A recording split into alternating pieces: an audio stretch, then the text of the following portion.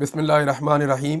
سب سے پہلے میں شکریہ ادا کرنا چاہتا ہوں جو قومی کانفرنس کے انعقاد میں جن لوگوں نے بڑی محنت کی، بڑی کوشش کی۔ 3 نام جو ہیں وہ مجھے پتہ چلے کہ ان لوگوں نے دن رات ایک کر کے گراؤنڈ پہ تمام فستائیت اور جبر کے باوجود بڑا زور لگایا۔ اس میں میڈیا کے بھی ہمارے کچھ دوست ہیں، لیکن اخونزادہ یوسف زئی صاحب، ناصر شرازی صاحب اور شائستہ کھوسہ صاحبہ خصوصاً یہ لوگ بہت زیادہ مبارکباد کے مستحق ہیں کہ انہوں نے ریاستی جبر کے سامنے گھٹنے نہیں ٹیکے اور اس کانفرنس کو اپنے انجام تک پہنچایا ہے۔ اور میں امید کرتا ہوں کہ آئندہ بھی یہ سلسلہ جاری رہے گا، اور یہ جو ایک ڈائیلاگ نیشنل لیول کا شروع ہوا ہے یہ وسعت پکڑے گا، اس میں مزید لوگ شامل ہوں گے اور ہم کسی نتیجے تک پہنچیں گے بحیثیت قوم۔ دیکھیں، پاکستان کے اندر میں اگر وہاں پہ موجود ہوتا تو مجھے بہت اچھا لگتا، زیادہ بہتر ہوتا میرے لیے وہاں پہ رہ کر بات کرنا، لیکن اگر میں وہاں پہ ہوتا تو شاید میں ہوتا ہی نہ۔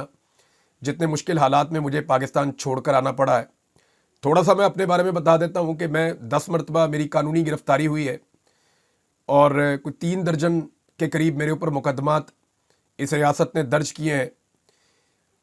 مجھے 142 دن تک جبری طور پہ لاپتہ رکھا ہے پاکستان کی انٹیلیجنس ایجنسی ISI نے، اور اس کے بعد مجھے بدترین تشدد کا بھی نشانہ بنایا گیا، اور فائنلی جب مجھے مارنے کا فیصلہ ہو گیا تو مجھے پھر پاکستان کو چھوڑنا پڑا۔ اور یہ بڑی بدقسمتی ہے کہ میں کوئی خوش ہو کے اپنے ملک کو چھوڑ کر نہیں جاتا، میں بڑے مشکل حالات میں بڑی مشکلات سے پاکستان سے نکلا ہوں، اور میں امید کرتا ہوں کہ جلدی انشاءاللہ میں پاکستان واپس آ جاؤں گا۔ اب یہ جو کانفرنس ہے یہ بھی ایک امید ہے ہمارے لیے، اور ہم سب کو اپنی امید کو برقرار رکھنا ہے، کیونکہ یہی امید ہمیں آگے لے کر جائے گی اور ہم پاکستان کو اس کے صحیح ٹریک پہ لانے کی کوشش کریں گے۔ آج اگر آپ میڈیا کو دیکھیں تو پیکا کے ذریعے سے میڈیا کو تباہ و برباد کر دیا گیا۔ میرے لیے تو پیکا شروع ہو گیا تھا اسی دن جب 2021 کے اختتام پہ میں نے ملٹری اسٹیبلشمنٹ کو انکار کیا تھا، تو پیکا میرا تو تبھی شروع ہو گیا تھا۔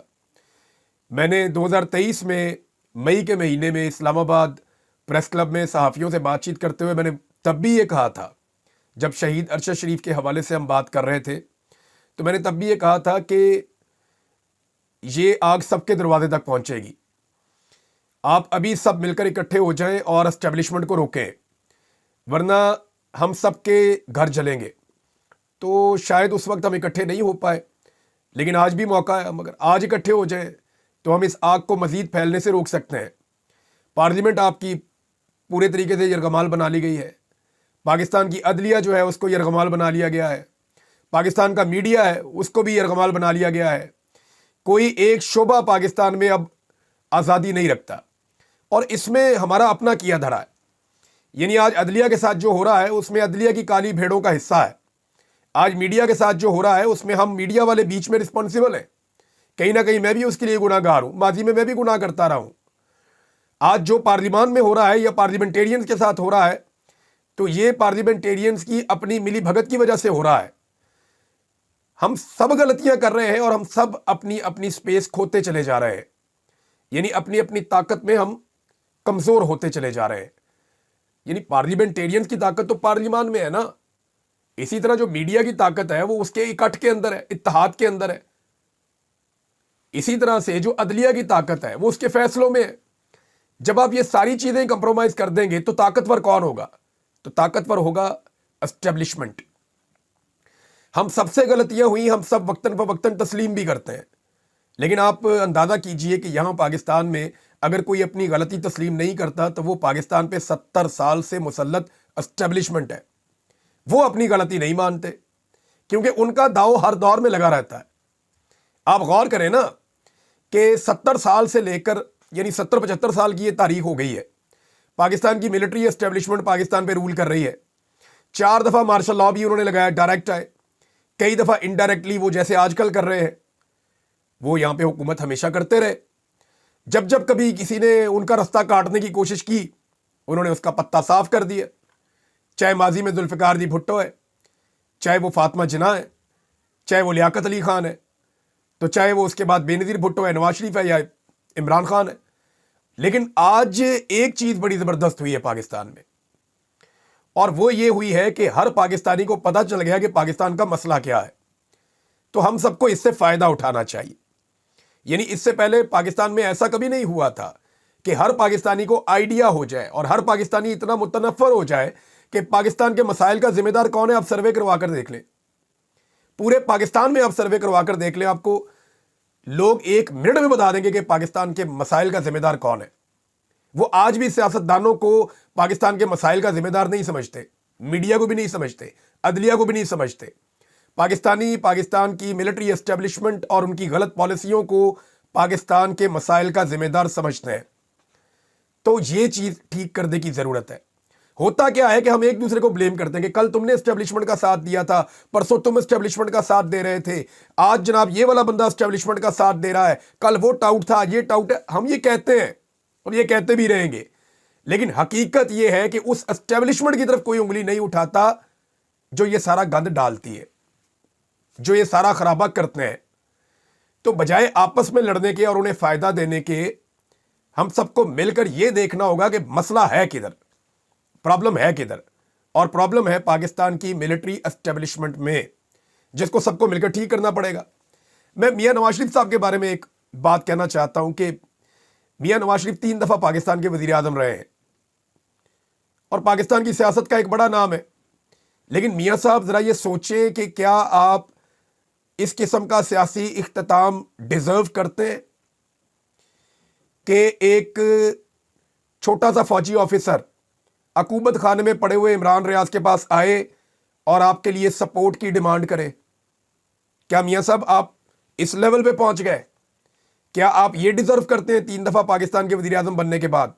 اور یہ جو میں بات کہہ رہا ہوں, میں حلفاً ٹھیک کہہ رہا ہوں کہ میاں صاحب 3rd کلاس فوجی آپ کے لیے سپورٹ مانگ رہا تھا ایک قیدی کی. یہ حالات تو آپ کے کبھی نہیں ہونے چاہیے تھے. تو آج بھی میاں صاحب دل بڑا کریں, یہ جو فوج نے آپ کو حکومت دی ہوئی ہے بھیک میں, اس کو لات ماریں اور میدان میں آئیں, اور میدان میں آ کر پبلک کو فیصلہ کرنے دیں. Let the people of Pakistan decide. Pakistan رہے گا, پاکستان کے لوگوں کی ول رہے گی تو حکومتیں تبدیل ہوتی رہیں گی, کبھی آپ کی حکومت, کبھی کسی کی حکومت, کبھی کسی کی حکومت. آج عمران خان کے دیے ہوئے شعور کی وجہ سے کم اتنا تو ہوا کہ ہر پاکستانی کو پتا چل گیا کہ پاکستان کے جو فساد پاکستان میں پڑا ہوا ہے, اس کی اصل جڑ جو ہے وہ پاکستان کی اسٹیبلشمنٹ ہے, جو اپنے فائدے کے لیے کچھ بھی کر جاتے ہیں, جو اپنے فائدے اور اپنے مفاد کو دیکھتے ہوئے سیاستدانوں کو بھی آپس میں لڑاتے ہیں, میڈیا کو بھی آپس میں لڑاتے ہیں, عدلیہ کو بھی آپس میں لڑاتے ہیں. ہر جگہ لڑائی کا فائدہ اٹھاتا کون ہے؟ اسٹیبلشمنٹ اٹھاتی ہے, کیونکہ وہ ہمیشہ اقتدار میں رہتے ہیں, وہ کبھی اقتدار سے باہر نہیں جاتے. ہم میں سے کسی کا بھی ماضی شاندار نہیں ہے, ہو ہی نہیں سکتا. میں بتا دیتا ہوں, ثابت کر دیتا ہوں آپ کو, نہیں ہو سکتا. کیوں نہیں ہو سکتا؟ وہ اس لیے نہیں ہو سکتا کہ 70 سال 80 سال سے تو یہ ملک جو ہے, یہ پورا ریجن آپ کا پوری طرح شکنجے کے اندر جکڑا ہوا ہے, ملٹری اسٹیبلشمنٹ کے کنٹرول میں ہے. تو جو بھی یہاں پہ ترقی کرے گا یا آگے بڑھے گا, وہ انہی کی چھتری کے نیچے آگے بڑھے گا. کوئی ایک پولیٹیکل پارٹی یا کوئی ایک بڑی پولیٹیکل فگر یا کوئی بھی قابل ذکر شخصیت وہ ان کے اثر سے باہر ترقی کر ہی نہیں سکتی. آپ غور کر کے دیکھ لیں. اور جو کوئی ان کے اثر سے باہر نکلتا ہے وہ اس کو نشان عبرت بنا دیتے ہیں. لہذا سب کو مل کر فیصلہ کرنا پڑے گا کہ ان کے اثر سے سب ایک ساتھ مل کر باہر نکلیں. یعنی آپ کسی کو بلیم ہی نہیں کر سکتے کہ جناب آپ ذوالفقار دی بھٹو وہ ملٹری اسٹیبلشمنٹ کے ذریعے آئے تھے. عمران خان پہ بھی یہی ایلیگیشن لوگ لگاتے ہیں, حالانکہ ان کی بڑی لمبی ایک سٹرگل ہے عمران خان صاحب کی. لوگوں کو وہ لمبی سٹرگل نظر نہیں آتی, وہ صرف 2-3 سال نظر آتے ہیں یا ایک الیکشن کا ایک حصہ نظر آتا ہے. نواز شریف صاحب وہ بار بار ملٹری اسٹیبلشمنٹ کی مدد سے آئے. ابھی وہ اپنی بیٹی کو اور اپنے بھائی کو کیسے لے کر آئے؟ ایسے ہی لے کر آئے. زرداری صاحب, پیپلز پارٹی جو بہت اینٹی اسٹیبلشمنٹ بنتی تھی, آپ دیکھیں نا, بلاول زرداری کے منہ سے بروٹ میجورٹی کا لفظ نکلتا ہے, ڈنڈے والی جمہوریت کا لفظ نکلتا ہے. ان ساری چیزوں کو پلس مائنس کریں تو ہم سب نے گناہ کیے ہیں. اب بجائے اس کے کہ ہم ان گناہوں کے اوپر ایک دوسرے کو مورد الزام ٹھہراتے رہیں, ہمیں چاہیے کہ ہم مل کر کفارہ ادا کریں. اور ہمارا قومی کفارہ پتہ کیا ہے؟ کہ ہاتھ جوڑ کے سارے پاکستان کی ملٹری اسٹیبلشمنٹ کو کہیں کہ جناب آپ اپنے کردار میں واپس چلے جائیں. میرا یہ ماننا ہے کہ پاکستان کے سارے چور ڈاکو لٹیرے بھی اکٹھے ہو کر اگر ملٹری اسٹیبلشمنٹ کو اس کے اصل کردار کے اندر بھیج دینا کہ جناب آپ سرحدوں پہ جائیں, آپ بیرکس کے اندر جائیں اور آپ اپنا کام کریں, ہمیں ہمارا کام کرنے دیں, تو یہ بھی پاکستان کے لیے گھاٹے کا سودا نہیں ہوگا. آج بھی ہمیں یہ بات سمجھ آ گئی تو ہم اس ملک کو بچا سکتے ہیں. اگر آج بھی ہمیں یہ بات سمجھ نہیں آئی نا, تو 10 سال کے بعد بھی ہمیں یہی کرنا پڑے گا, 20 سال کے بعد بھی ہمیں یہی کرنا پڑے گا. آج کبھی مارک بلوچ کو ہم کہہ دیتے ہیں غدار ہے، کبھی منظور پشتین کو بول دیتے ہیں غدار ہے، کبھی ہم یہ کہہ دیتے ہیں کہ نواز شریف غدار ہے، کبھی عمران خان غدار ہے، کبھی عمران ریاض غدار ہے، یہاں بیٹھے ہوئے محمود خان اچکزئی یہ بھی غدار ہے، پاکستان تحریک انصاف بھی غدار ہے، ایک دور میں پیپلز پارٹی غدار تھی، پھر ANP بھی غدار ہے، اور ہم لوگوں کو آپس میں لڑوا کے نفرت کے بیج بو کر فائدہ کون اٹھاتا ہے؟ وہی اسٹیبلشمنٹ جو باری باری ہمیں مارتی ہے اور ایک دوسرے سے بھی مرواتی ہے۔ یہی بات ہے جو میں کہنا چاہتا تھا کہ ہمیں سمجھنا پڑے گا، اور اگر نہیں سمجھیں گے تو پھر ٹھیک ہے، جو اسٹیبلشمنٹ کا اعلی کار بنے گا، جو اسٹیبلشمنٹ کا ٹاؤٹ بنے گا، ہم تو باقی زندگی اب اسی مشن پہ گزاریں گے کہ اس کے ساتھ مقابلہ کریں گے۔ بہت شکریہ آپ سب کا میری بات سننے کے لیے، جزاک اللہ، اللہ تعالیٰ آپ سب کا حامی و ناصر ہو۔ اللہ حافظ۔